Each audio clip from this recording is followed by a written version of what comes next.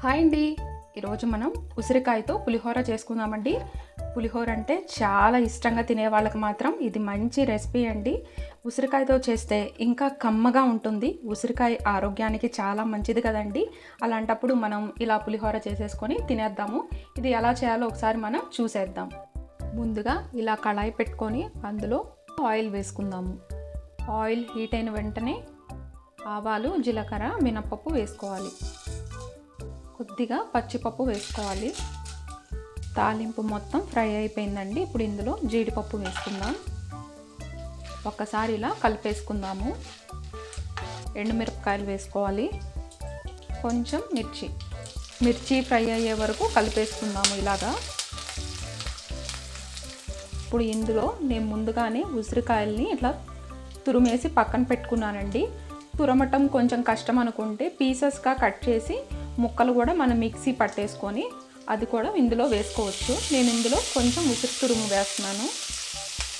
ఉసిరికాయ తురుము వేసుకొని బాగా ఒకసారి కలిపేసుకోవాలి. కొంచెం పసుపు వేస్తున్నాను. కొద్దిగా ఉప్పు వేస్తే ఉసిరికాయ కూడా కొంచెం ఫాస్ట్గా మగ్గిపోతుంది. ఇలా కలిపేసుకోవాలి. ఎప్పుడు మనం నిమ్మరసంతో చింతపండుతో పులిహోర చేసుకుంటాం కదా, ఇలా ఒకసారి మనం ఉసిరికాయతో కూడా పులిహోర చేసుకుంటే టేస్ట్ చాలా బాగుంటుందండి. ఒక్క 2 minutes ఇలా మూత పెట్టేసి మగ్గించుకుందామండి. ఉసిరికాయ మగ్గిపోతుంది. మరి మూత తీసి చూద్దామండి. ఇందులో కొద్దిగా కరివేపాకు మొత్తాన్ని ఇలా ఒకసారి కలిపేసుకుందాము. ఉసిరి తురుము మొత్తం బాగా మగ్గిపోయిందండి. ఇప్పుడు ఇందులో రైస్ యాడ్ చేద్దాము.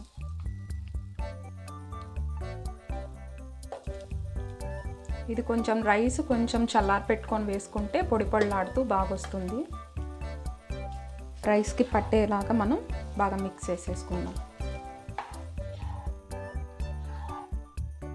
అన్నానికి ఉసిరికాయ మొత్తం బాగా పట్టేసిందండి. బాగా మిక్స్ చేసేసుకున్నాను.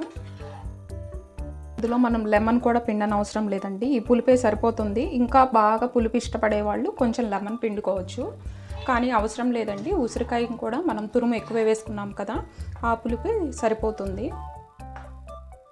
ఇప్పుడు ఇది అయిపోయిందండి. ఫైనల్గా కొత్తిమీర వేసేసుకుందాము. కమ్మనైన ఉసిరికాయ పులిహోర రెడీ అయిపోయింది. టేస్ట్ మాత్రం చాలా బాగుంటుందండి. తప్పకుండా ట్రై చేసి చూడండి. ప్లీజ్ లైక్ చేయండి, షేర్ చేయండి, సబ్స్క్రైబ్ చేయండి. Thank you for watching.